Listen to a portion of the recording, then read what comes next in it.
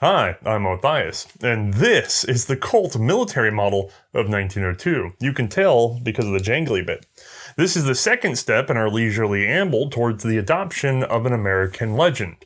But before we get into all that, let's go ahead and take this by the light box. Generally, this is very similar to our previous pistol with a 9-inch overall length and weighing in at now just shy of 2.5 pounds.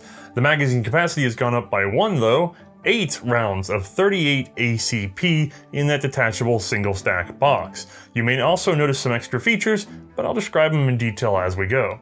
Don't forget this series was made possible by Manticore Arms, not with something as simple as currency. Oh no. They loaned us actual pieces of history, which means we literally could not have done it without them. However, we're still only good up until the 1907, and then we'll have a gap unless you happen to know where we could fill it in.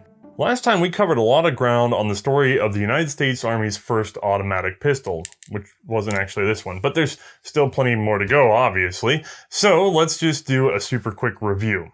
This is the automatic Colt pistol, a 7-shot, slide-operated, semi-automatic handgun developed by John Moses Browning. Chambering a semi-rimmed 38 caliber cartridge, it was submitted to the US government to compete with Colt's own new Army revolvers, which also chambered a 38 cartridge, albeit rimmed. The US Army trialed Colt's automatic in 2 batches, the first being tested in various newly acquired colonies and protectorates. The second trial, however, was conducted in the Philippines specifically, likely because of the ongoing resistance to US occupation. There is a lot to say about that conflict and the resulting changes in ordnance mentality, but for now, we're actually going to keep it limited to the decisions that resulted in the handgun that I have before me. This drawing from Captain Buck is the best summary of the problems experienced with the first Colt automatic pistols. Philippine officers wanted a longer grip, an extra round in the magazine, and slide serrations placed at the front. There were difficulties with feeding rounds, and many didn't care for the sight safety at all. Related to that, the firing pin was believed to be unsafe and liable to break.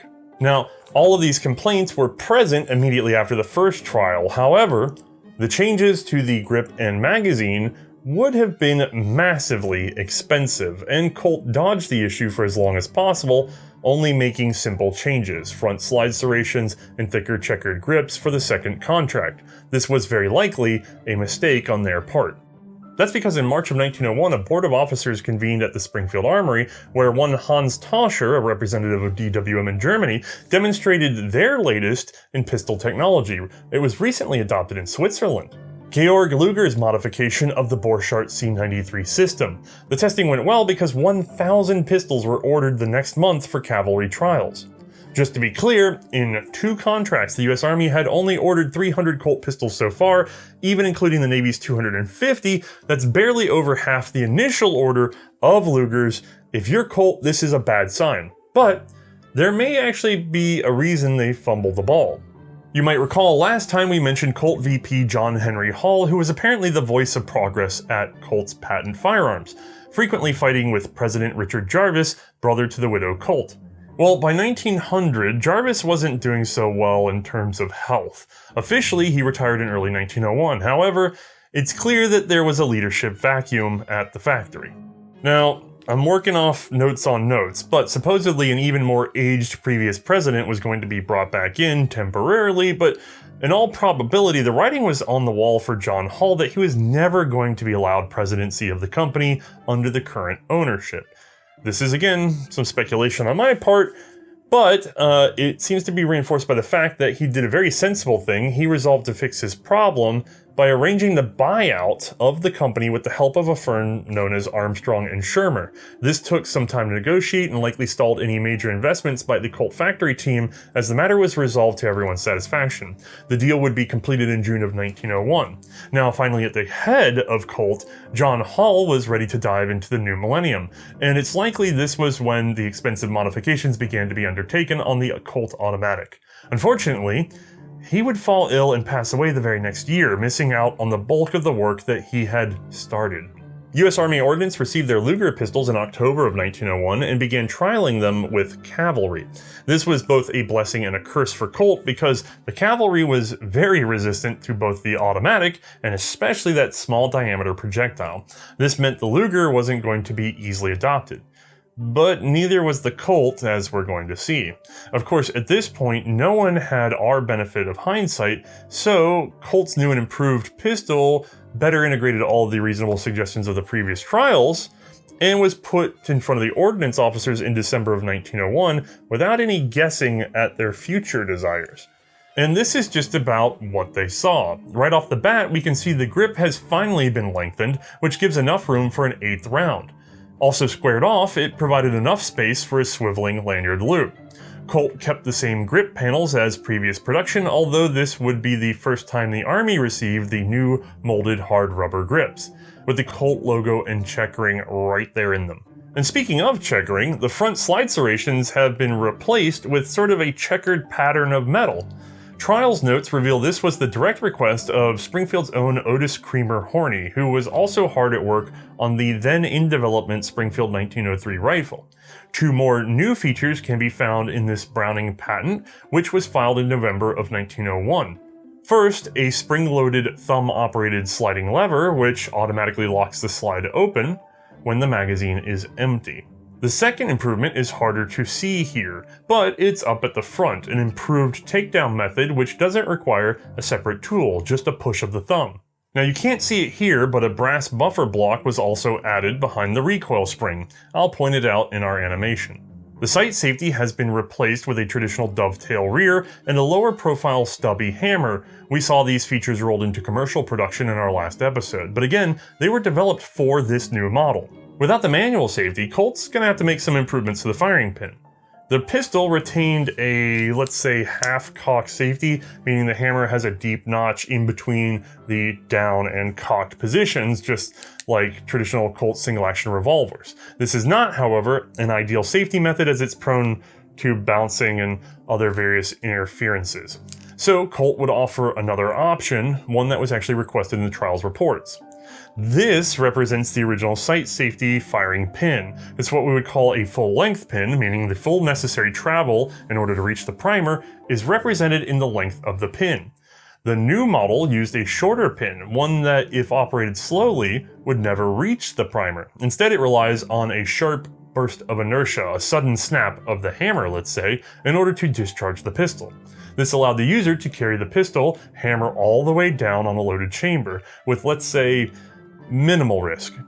Now, of course, that means I gotta let it down on a live primer. That is, with my thumb back there, that's not what I'd call as good as a hard lock safety, but it was considered a smarter move at the time than the awkward but more positive rear sight firing pin block where you had to click and click every time you wanted to use the gun. Now, at the same time, they changed the pin from steel to bronze, the firing pin that is. While I didn't see it in the reports, this may have also been an ordnance suggestion, as it had been done on the trapdoor rifle before. Bronze or phosphor bronze wouldn't be likely to rust or bind inside that steel channel, making it more reliable in, say, hot, wet environments like the Philippines, especially when you're counting on it to move freely enough to act as an inertial pin. Actual testing took place on December 24th. Since this was an evolution of the previous model, endurance trials were skipped. Instead, it was only necessary to do some basic testing around the improved features, which all met approval. By January of 1902, orders were moving back and forth in search of funding for another batch of trials pistols. In the meantime, however, it appears that there may have been some concerns around the deal with John Moses Browning. Also in January of 1901, the new incarnation of Colt's patent firearms would sign an updated agreement with the inventor, and it looks like there may have been some hard negotiations given what we see. This new contract sealed the deal on all of Browning's automatic pistol patents to date, now doubly sure that they're exclusively licensed to Colt for the North American and British markets.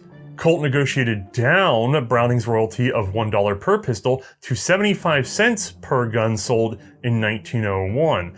That might be an indication that they were behind on paying him or short on funds for this project, and it may have also insinuated a violation of the first agreement, which means he could have recalled the patent rights, which might be why we had the second agreement. Going forward, the royalties were even worse, only 50 cents per gun sold from 1902 onward.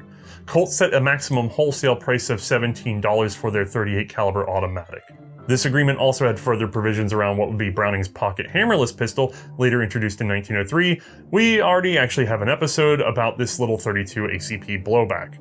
With the patent secured and the royalties negotiated, Colt was now under a new contractual obligation that they had to do their utmost best to actually secure contracts for the Colt automatic pistol with the US government and market for commercial sales. This is likely why, over the course of 1902, we see more aggressive marketing of the automatic by Colt.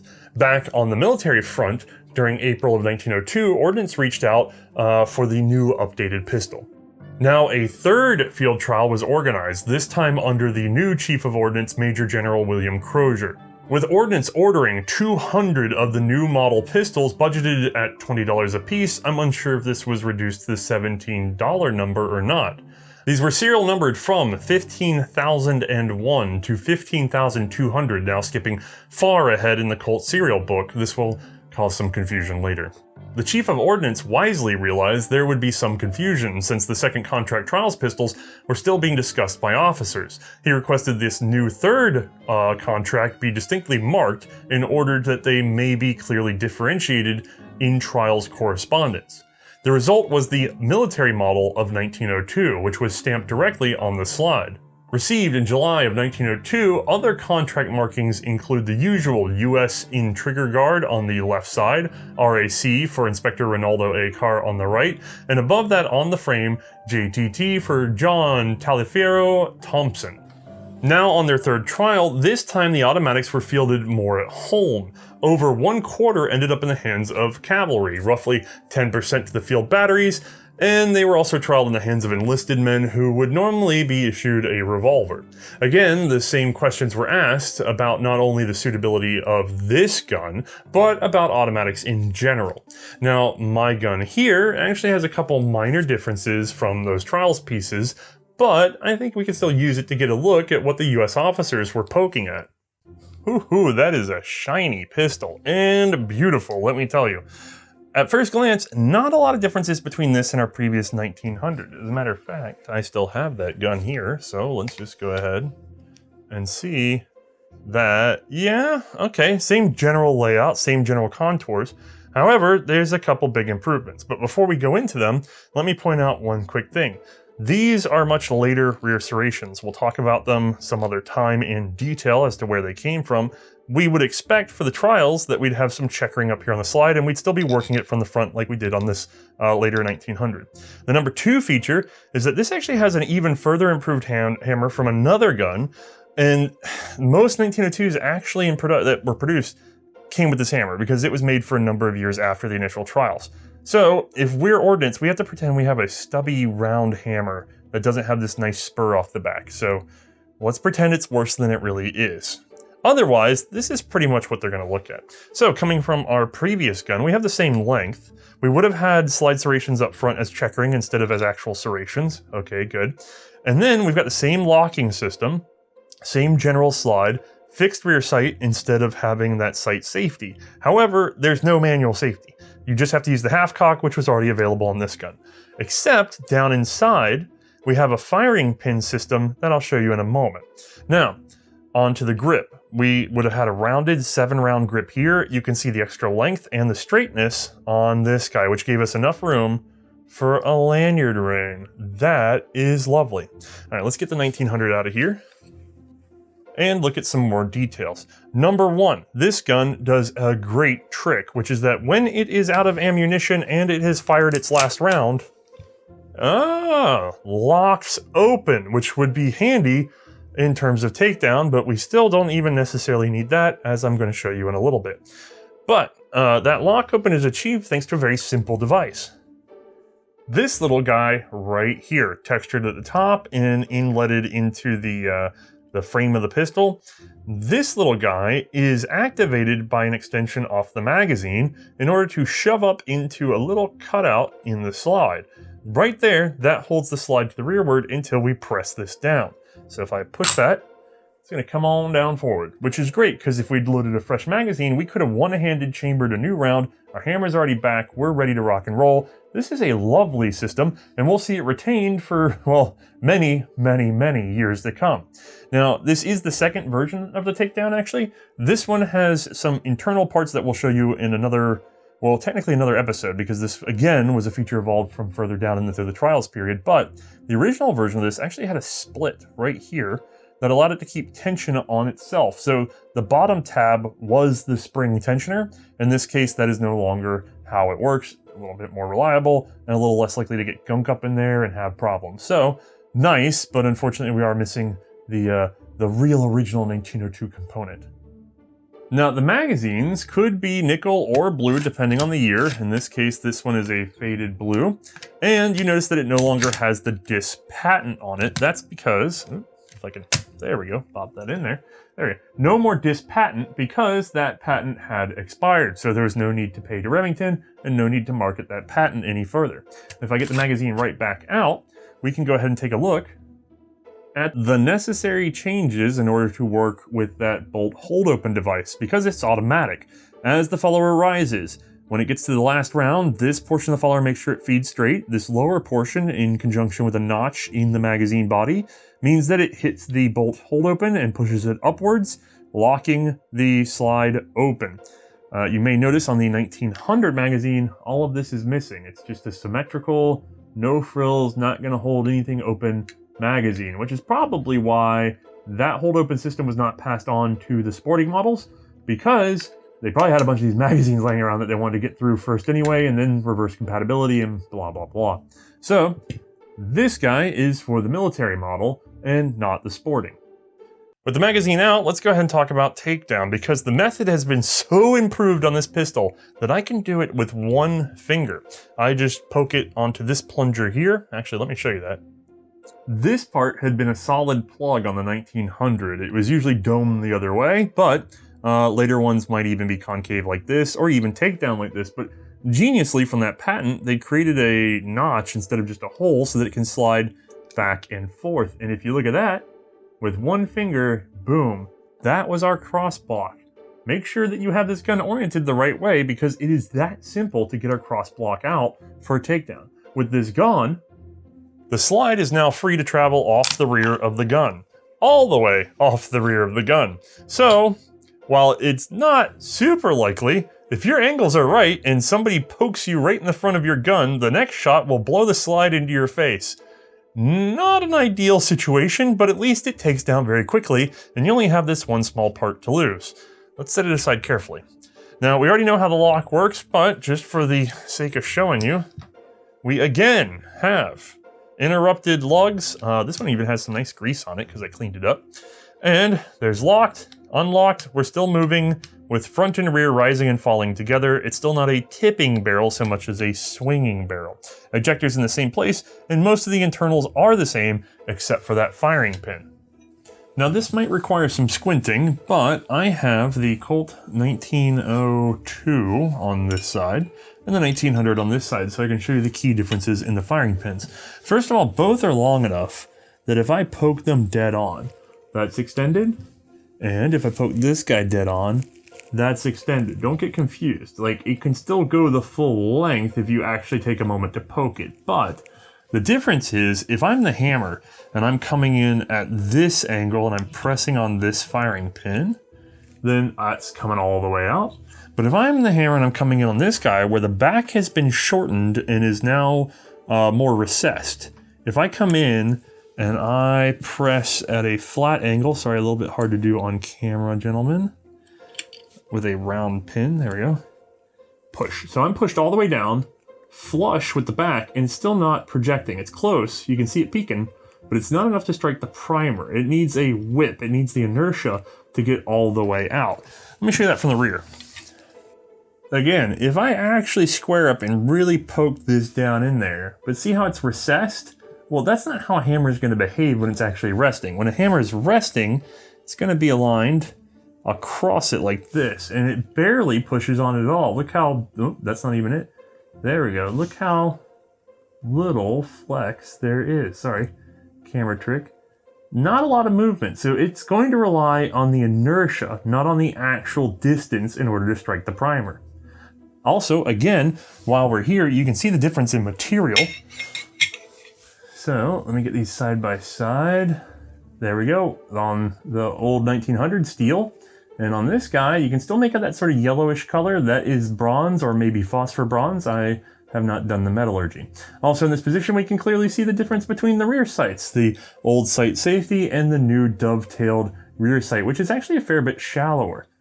Now there's actually still some more changes down inside of this gun that we cannot see without X-ray vision, so I'm going to have to ask Bruno to get to work. First, we'll load up our detachable single-stack magazine, now carrying 8 rounds. Once fully inserted, the spring-loaded, heel-release magazine catch locks it into place. The 1902 uses the same short recoil, dropping barrel locking system as the previous model. Down and rearward unlocked, up and forward locked. Still the same as last time, the slide is connected to the recoil spring thanks to this crossblock. Discharging the pistol causes the slide and barrel to recoil together a short distance before the slide carries on alone, compressing the recoil spring and then being returned by the same. In the 1902, Colt replaced the buffer spring with a brass block, meant to prevent steel-on-steel crushing force when the slide was halted at the rear of travel. The trigger group is, again, the same as our last model. So, if you'd like to see some more detail, review the 1900 episode. New to the 1902, however, is this firing pin. No longer locked by the rear sight safety, it is designed to be inertial. That is requiring a sharp strike of the hammer to travel far enough to punch the primer. This allows the pistol to be carried hammer down, although you must lower it gently. Don't slip. Without a hard blow, the hammer can only drive the firing pin slightly forward, not far enough to strike the cartridge primer. Alternatively, the pistol can be carried in the half-cock position, which locks the trigger and prevents hammerfall. So, despite some small differences, it's pretty clear that this is generally the same pistol as the model 1900, with just some minor improvements. However, one major change can be found after we fire the last round. The magazine and follower have been cut in such a way as to interact with a hold-open lever on the side of the frame. Once the last round is discharged, the follower raises the hold-open lever, which catches in a notch on the slide, locking it rearward on empty. This signals the shooter they are out of ammunition and readies the pistol to receive another magazine quickly. Let's see some live action with it now.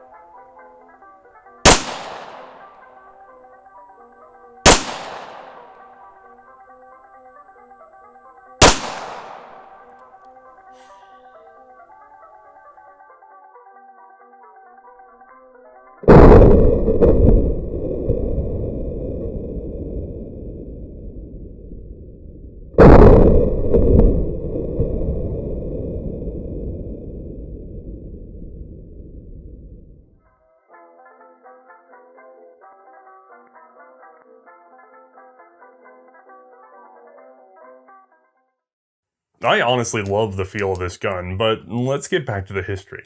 It was hoped to get the trials results by January of 1903, however, difficulty in procuring ammunition stalled efforts into June, with reports really wrapping up in August of 1903. So how did the new military model do? Well, it had 2 more rounds than the revolver, and was comparatively simpler. The trigger pull was better, it displayed superior accuracy, and the rate of fire was higher. Like the revolver, the hammer could show the state of the pistol. However, its semi-automatic action and lighter trigger were felt to be dangerous for both cavalry and the helpless general enlisted. Also, despite the slide lock, half-cock safety, and hammer-down options, there were still officers upset at the notion of having to ready the pistol with 2 hands.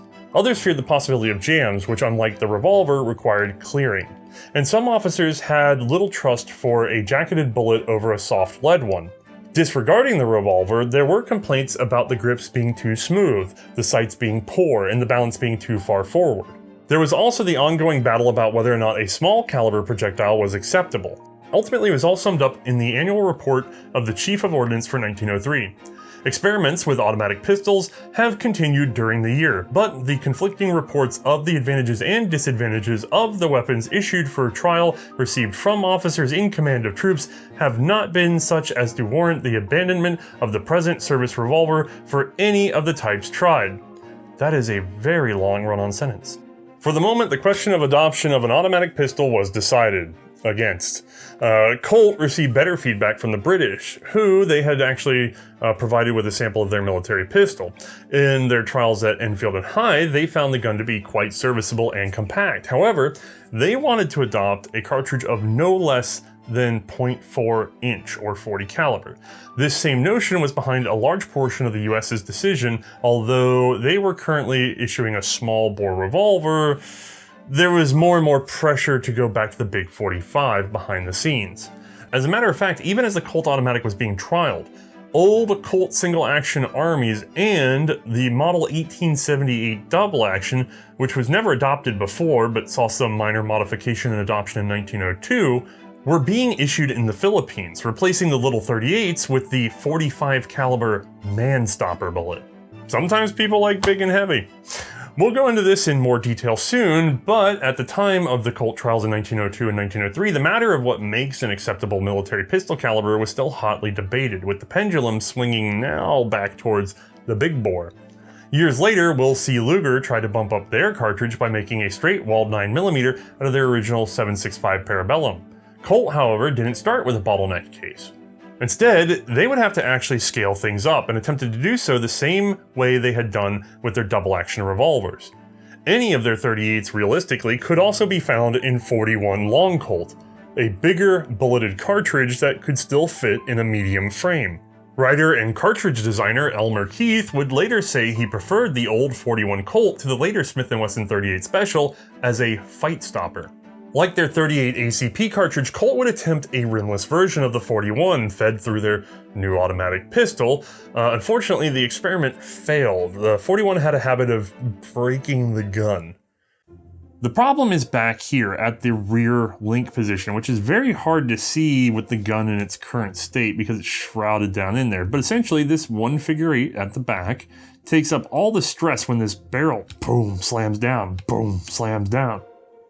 If we look inside here, we can see, we've got a feed ramp at the bottom that should be helping eat up some of that, right? It's striking down on the frame. It's not really doing it reliably. I'm sure when they went to fit these guys, making that key interaction happen just right, not great. And even if it does happen just right, it's not really eating up all of that force. And so the rear link, the one that's kind of hidden under there that we can't see very well right now, it takes most of the abuse. And we even saw in the trials that with the 38s, it was the part that broke. So with 41 especially, it's the same issue. Boom, boom, boom, and it's cracking up here at the rear in that link. Now, you can re-engineer the gun in order to have sort of a shell for some other buttress to help with that, and they certainly would. But the problem is in doing so, you lose compatibility with your already running assembly line, especially since we have to go all the way back to the original Colt automatic in order to have compatibility, or else we're wasting money. So when you consider the 41 caliber as this compromise that's supposed to make it so that you can use the original tooling, if you can't, well then you abandon it. You don't sit there and make a whole new gun for 41, you go all the way for the big boy, what the US government really wanted, which was 45. It's just as well though, because as we'll see next time, Ordnance wasn't going to accept 41 anyway. Now before we leave the military story completely aside, I do have one unusual variant trials pistol to share with you. In February of 1902, the chief signal officer contacted Ordnance about the possibility of a pistol carbine suited to the needs of Signal Corps troops, who mostly needed their hands free, but sometimes came under fire.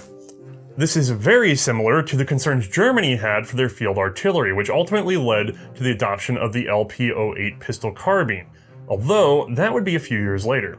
Ordnance solution was similar to the Germans. They asked Colt to make a combination shoulder stock to affix to their pistol and go ahead and give it a longer barrel, and boom, we're in business, right? The result probably looked a lot cooler than it functioned, although it was eventually approved for use, assuming that the stock attachment method could be improved, as it was actually found to be a little too slow and awkward. However, the lack of general adoption of the Model 1902 or the 38 ACP cartridge likely dissuaded the Signal Corps from ever following up on the matter. It was all dropped. Colt also trialed this pistol in Sweden and Norway, although neither bit. We'll actually see Norway again much further along in our story. Without any forthcoming contracts, Colt now had to rely on the commercial marketing in order to recoup their costs that they've expended on this gun so far. Luckily, like the previous Model 1900, they had planned civilian sales right from the start, and shipments to the general market quietly began sometimes around November of 1902. Articles and advertisements in sporting magazines began in December. As you can tell, this was the exact same pistol offered to the US Army. Now, obviously, this pattern eventually changed. Like we saw last time, Colt would update the existing pistols to share parts or cutting operations with new designs as they were introduced. That way you don't have to do two of something. In the case of the model 1902, we'll see a few adjustments over the years. Like the 1900, early examples may have DIS patent marked magazines nickel coated. These changed to a blue pattern, and once the patent expired, the marking was dropped. More than a few have turned up nowadays without any sort of lanyard loop. However, its removal or replacement was usually a home job because fewer than a dozen were omitted from the factory. Recalling the takedown hole drilled in the old sporting model, it's been reported early 1902 still had the same, despite it being entirely unnecessary. It eventually was dropped. Now, as you saw in my example here, the slide serrations eventually changed. Instead of that cross-cut checkering at the front, it became a set of triangular, almost sawtooth-like serrations at the rear. These should seem very familiar to most collectors today because they would be retained by later Colt automatics and even copied by other manufacturers for decades. However, they didn't actually start on the 1902. Rather, they were added to this pistol in order to have just one cutting method in use at the time. They were started on the Colt 1905, a .45 caliber automatic, and the subject of our next video in the path to the 1911. Once the 1905 introduced the new cuts, Colt used up the old slides and then kept up production with the new pattern. Around the same time, the phrase Browning's patent was dropped from the Colt 1902 slide. Sorry, Johnny. I actually don't know if that had to do with the second agreement or not. Now, the other change on my gun here today is from, well, the original hammer. This ain't it. The stubby eventually gave way to a now more familiar spur. Again, this styling would stick around for many years, but did not originate from the 1902 itself. Instead, it was introduced in the development of the model 1907 automatic pistol, which we will also cover. Again, with stocks of old hammers used up, the new one was rolled into production so as not to make two different patterns. This pistol also introduced a slightly modified hold open. The original hold open had a split at the bottom, keeping tension on its position. The model 1907 eliminated this split, and the new takedown levers soon replaced the old. So if you really think about it, what I actually have is a 1902, 05, 07, or something. Now, like any other commercial pistol, there were custom orders, although they were exceptionally rare. Examples include nickeled pistols, plain wood grips, exotic wood, carved wood, and even pearl or ivory grips, again carved or uncarved. Interestingly, a majority of these custom exceptions ended up in Mexico, along with a lot of plain 1902s as well. Most dazzling were these, high polished blue, pearl grips, and featuring a Mexican seal over the slide. 600 were shipped to a dealer in Mexico City, marked for the Ministrar de Guerra y Marina, care of El Comandante Militar de Veracruz. 100 more shipped in May of 1910 and another 100 in January of 1911, which means the bulk of them were received during the administration of José de la Cruz Porfirio Díaz Mori, who was at the time president of Mexico and had been since 1884. In 1910, he decided to, let us say, guarantee his re-election. Through a fairly complicated series of events than I have time for now, this ultimately led to the Mexican Revolution. In the years preceding and then for a bit during, Colt managed a fairly brisk business south of the border. Those 800 fancy Colts were not all of it. Plenty of plain models also sold down there. It's estimated 13% of all Colt 1902 military model production was sold into Mexico. It's believed the 1902 would have been adopted as their standard military sidearm if not for the interruption of the Civil War and then worsening relationships with the US afterwards. As we saw in one of our other episodes, this eventually pushed them to contract for quite a few C96 pistols from Mauser. However, those plans were also thwarted, thanks to military entanglements and turmoil. Colt also managed to sell roughly 2,500 of these pistols to their London office, roughly half of which sold after the outbreak of World War I. The largest single shipment seems to have been just a bit earlier though, with a batch of 500 traveling together for what is believed to have been a Chilean naval contract. These rare pistols do turn up with Marina de Chile on the left side of the slide. While on the plus side, at least it managed a little military service in order to justify that military model name. However, to my knowledge, none were sold specifically for the Great War, and production even halted during 1917 and on through 1918, shifting emphasis to other firearms. But unlike so many other pre-war designs, the Colt 1902 did actually see continued manufacture post-war. As a matter of fact, it lasted until December of 1928, which really isn't bad. From there, production halted in favor of a new 38 Super model. Alright, this should wrap up our history of the 1902. However, I now must have a very difficult conversation with all of you. You see, the serial progression of this Colt pistol is frankly all messed up to heck and back. The first Army contract saw Colt skip way ahead of their previous serial numbers for the old model and begin things off at 15,001, running to 15,200 like I said. Then commercial production descended from 15,000 to 11,000, where it plowed into the number 10,999 of the previous model. Then it whipped back up to 15,201, advancing to 15,999, which is when it bumped into blocks reserved by designs introduced after the 1902. The 1902 then had to jump much further ahead, plus some tidying up of the old 1900, landing it at 30,200. From there it advanced to 43,266. Math tells us this makes for roughly 18,000 pistols, but it's hard to know how many were lost onesie-twosie to various trials and tests. Okay, now, just to set us up for next time, a reminder. The Colt military model of 1902 did not see US adoption, just a single trial purchase of 200 units. These were all recalled in December of 1908 along with the previous model 1900. Some were purchased by their officers, some had been lost to time. A fair few were deemed unserviceable.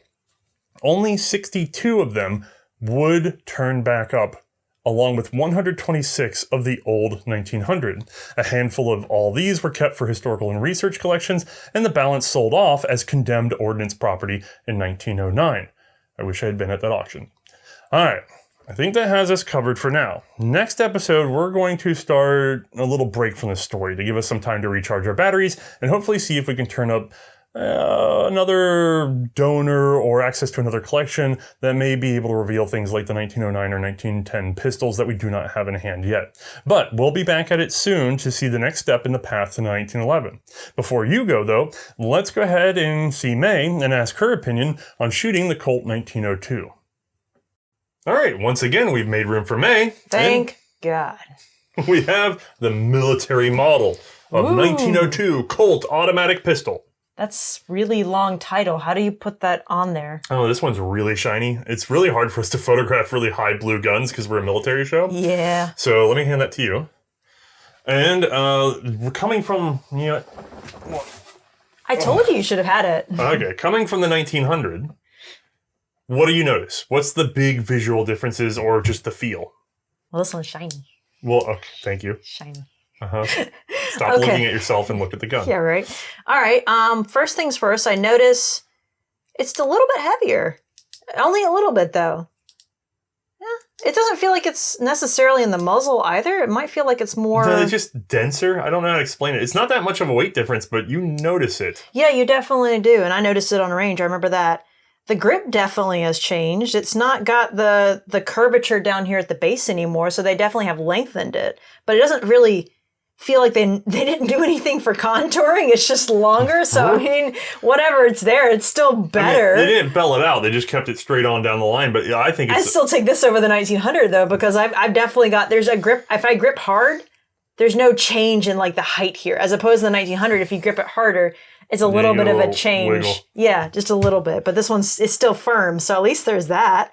And then I've got this lanyard ring down here. Which is sweet. I'm never going to lose it. The lanyard's kind of a pain in the butt. Yeah, why did they put it right there? They put it in a bad spot. It's It is such a pain in the I mean, butt. for me, because my hand is so tiny, I'd have to rotate the lanyard ring up to really even make it get in my way. You know, my problem is we never put a lanyard on it, but I could totally see this being like flipped over and having the lanyard attached, you know? And then just being like, "Nyeh," and it's stabbing you in the heel while you're shooting.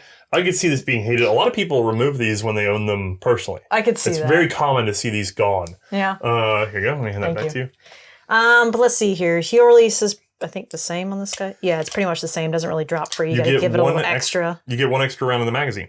Yeah, I do have 8 rounds, and it's still the same 38 ACP. So that's pretty good. Now, this has hard rubber grips. This one has wood at the moment, but you shot the 1900 with hard rubber, so the grips are the same to you. Still prefer the hard rubber. The hard rubber feels pretty good. And then, well, what is this? I've got something going on right here. Is that a safety? No. What is it? No, Susan. It's a slide open. It holds the slide open. If I can get it back in just the right spot. Yeah, not bad. Well, it should auto lock open with the mag in. Well, it should auto. I just wanted to actually show it in there. Okay. And now I can release the slide.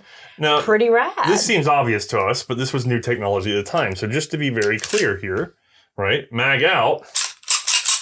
It doesn't lock open. Right? No lock open. However, they have wisely allowed you the ability to manually lock it open so that you can do inspection, cleaning, those sorts of things. That seems like not a huge deal. No, but it actually is. It's a pretty good feature to have in the field. So here's where I have to come clean about something. What did you do? The 1900, when we got it in, was not firing correctly. Right. And so in trying to deal with it, it was having all sorts of misfeeds.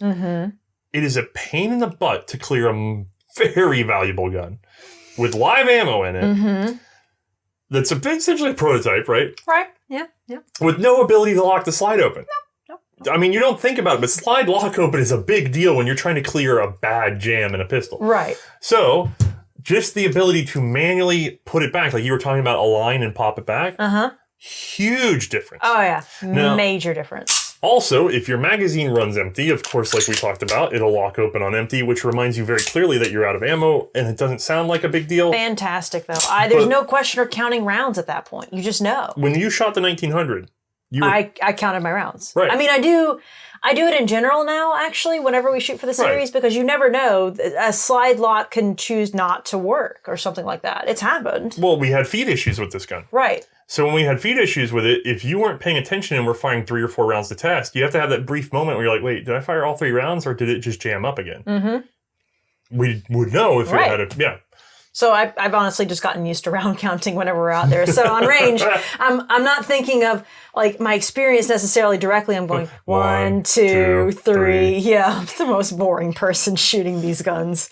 Okay, so visually, I will say, there's a lot of differences going on up here up top. So the hammer is already looking better. Right. Like I don't, luckily though, have to operate it because this is I don't have a safety. This is sadly where we screwed up. What? We don't have a gun with the 1902 hammer here now. So that's the later 1907 hammer. Oh, okay, cool. The 1902 hammer would Is have been... it more like the 1900 or? It would look like what you'd find on a Joloar. Oh, it's still better though. The little cauliflower guy. Yeah. Okay. I'd still prefer that over the 1900. Everything's better than the 1900s. Yeah, but then what's going on? Where's my safety? None. Oh, shoot. That's right. There is no safety. You only have the half-cock position. Yeah. Okay, that's funny. Or, and this is something you can't see from the outside, you can rest the hammer all the way down, and since it's an inertia pin, it is harder to bounce. But okay, sure. Luck of the draw. Yeah. Still not ideal. And then obviously I've got fixed sight now, which is... How's that read? Interesting. Well, I can have the hammer forward to actually read it, which is good. It's somehow even softer than the 1900. How did they manage that? It's a U-notch for the rear, and it's still got a point shooter. It's like that's been not modified. A half moon. Okay, yeah. Is it supposed to be a half moon? I want to say. That one somebody has fitted it with a little piece of brass at the end, so they could get a better look at it. I mean, they kind of would need to. It is a soft read. I'll give them that. Right. So it's like putting a ball in a little tiny bucket that's like just barely right for it. Yeah, these are little sights for ants. What am I supposed to be doing? Like taking forever to like at least I can point it and I'm pretty well there. But like, what do you want me to do? Try to like shoot somebody from 100 yards? When the slide is 4 feet long and you're only shooting 30 feet, you're getting close there. At least there's that. And then otherwise, really, I don't see much else different. No, I mean, I know there's like one or two differences when shooting, but like otherwise not really any visually differences that I can see. Nothing else really. Hidden away is a buffer. Hidden away is the fact that the takedown system is greatly improved like we saw earlier. Right, so I can actually in the field hopefully be able to take this apart, just do a field strip and not worry. That little cross key is kind of small, but you can keep track of it, I'm sure. Right. Compared to this, where you need a special tool to get in there. I'm stupid. The serrations have been moved to the rear of the slide now. Yes, but those are also off the 1905. So you would have actually had front serrations if that was a pure 1902. Oh, okay. So you could have racked it this way, or you could have racked it that way. It depends on the model. Well, it depends on the sub variation of the model. Okay. So in this case, you did rack it from the rear. No real difference, I assume? I mean, just in terms of the actual spring, maybe slightly heavier. You're also getting the benefit of those serrations that we're going to talk about. Yeah, they're much more aggressive. Not yet. Not yet. Not yet. Yeah, they're just serrations. I don't know what they are. Okay. So shooting the gun. Any noticeable differences, really? The trigger feels better. The trigger inherently feels much, much better. It is very, very smooth. And unlike the 1900, which we mentioned before, this 1900 had a little bit of creaking to the front of it and then was beautiful. But this one is just glass all the way through. You get to that little cliff. Such a quick break, nice and smooth. Oh, I loved it. I love the 1902 The trigger. 1900 has I don't know how to explain it. Wait, you can hold it up to your mic real quick. Yeah. It's about 1/8 of an inch of travel. Yeah. And then it hits a very nice cliff and it feels really good. It shoots fine. I think it's a beautiful shot. That one is practically mint. It's beautiful. There's barely any take up at all, and then you're on it, and it glides right through, and it drops. This is also in really good condition too. Yeah, it's one. Thanks, Sven. Yeah, thank you. Manticore Arms, appreciate it. So they're gonna go there, and there's gonna be no Colt 1900s or 1902s for sale. But they were really kind, and they lent us these pieces that they had. Right. You can make a poster or something. So. We've got this beautiful blued baby right here. You're about to pull the trigger and actually shoot it. Same 38 ACP cartridge. Yep.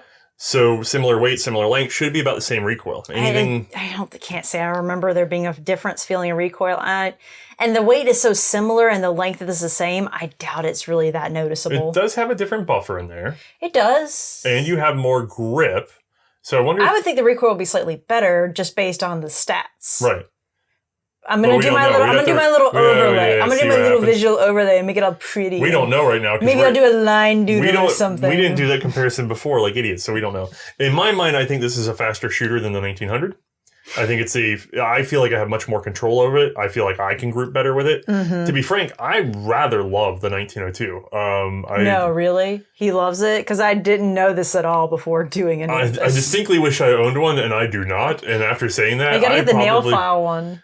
Like the nail file checkering? No, I don't. That's the worst one. The best one is this one. Okay. Because it's got the better spur. Nobody go buy that, because then maybe I could afford one before I die. Anything with the name Colt on it, man. Like, there's just no way. I'm never going to be a Colt collector, that's for sure. Oh, God. And also that market's still, it's still crazy. Yeah. So, what do you think overall in 1902? Was it enough to get the real improvements out of the 1900? Do you think it gets a clear and obvious yes? You know, it really should. Because there's a lot of improvements here. We've got extra round.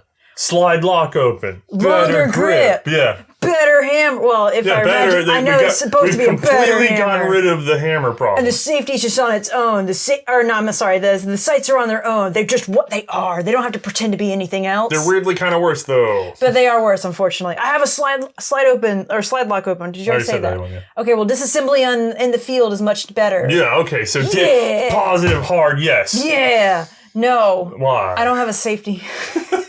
Just carry it. Like a half cock. Carry it cocked and not locked at all. Yeah. We're in the same problem. You either have to carry it chamber empty and then use two hands to ready the gun, or you have to, this is my favorite, you have to take a live chamber. You have to take a live chamber, cock, right? Uh-huh. And then you have to. Is that the sound that it makes for you? And then you have to hold the hammer and let this down to a half cock position. And that's it. That's your day. Your thumb is in the path of everything. God, you better get. I I know. Men were manlier. I get it. I do not like half-cock safeties. Were manlier. I do not like half-cock safeties on auto guns that have breech blocks that come back. That seems really risky to me to be like, live round, especially for the number of times. We're not a dry fire place. No. People come over, they see this stuff, and I go, hey, just don't dry fire. I know, that's a myth and blah, blah, blah. Except I've had 3 firing pins break right in front of me by somebody going, that's a myth. Click, ping across the room. This is why people are not allowed to handle the stuff anymore. I'm tired of everybody saying it's a myth because I've had to replace 3 firing pins so far from people literally telling me it's a myth, and then they hear clink on the other side of the room, and I'm like, well, I guess we proved that theory, didn't we? It depends on the gun, it depends on the steel, and the safest thing you can do as a collector, and I'm sorry, this is my rant now, is to just take it easy on them unless you somehow magically know better. I mean, about that specific gun, the one in your hand, because you don't even know if it's a replacement pin made by somebody else. So I have a camera access to the main camera, like over here, so I can glance at it. I see how authoritative you must appear right now. Waving around a 1902 while I yell about people breaking my firing pin. While you just have your old man TED Talk rant. I saw a rug appear under him just now, I swear to God. Anyway. It's beautiful red Persian rug. The point is, I've seen a lot of people, therefore, the ones that are kind enough to ride the hammer for me, thank you. They go to ride the hammer and they, click. And I've seen it so many times that, again, I don't like the idea of handing out a gun that the only safety is that you have to take a live primer and then lower the hammer down and I don't like it. Not great. No, not fantastic. Once you're there, okay, you can draw and manually ready your hammer and fire, at which point I feel like I'd probably be faster with the slide than I would be with the hammer. Yeah, just in general, I think it would be a little bit faster to do that. So what do you think? Still soft, yes? Probably, yeah. Unfortunately, we're not quite there yet, are we? Because you're worried about the draw. The problem is, I feel like, for me, it's a hard yes. It's one of my favorite handguns of the sort of early automatics. Until I get in that whole, like, okay, how am I going to carry this thing without either blowing off a chunk of my own leg or being able to get it into action quickly, and it all falls apart again. It's the same sort of little crux issue. Yep. But anyway, I think that's got it, right? Any final opinions on the 1902? I mean, I was impressed about some of the improvements they've made with it thus far. And frankly speaking, like, I'm very excited to continue down to see what happens next for the improvements. That's not going to happen quite as soon as you guys would like, because dang it, we're inserting a gap. See what he does here? I've already said it. We're inserting a gap of indeterminate length. Okay. And then we'll be back with 2 more episodes of these. And then we'll do 2 more? Well, the hope is we will buy enough time to be able to get maybe some help with the prototypes that we don't have.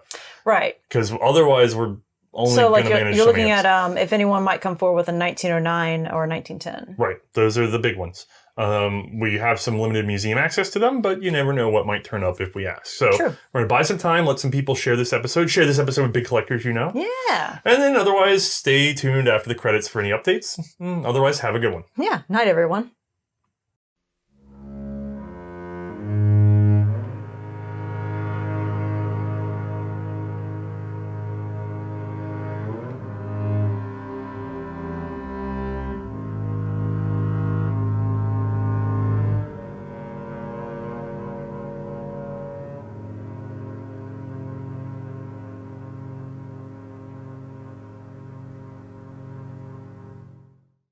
Update time, y'all. We're nearly back to normal for our production schedule with the exception of the hand trap series. We've got some reshooting to do, and with conflicting schedules, that hasn't come around yet, but we haven't forgotten about it. We'll be bringing it back sometime after the new year, and might even have a special guest on with us.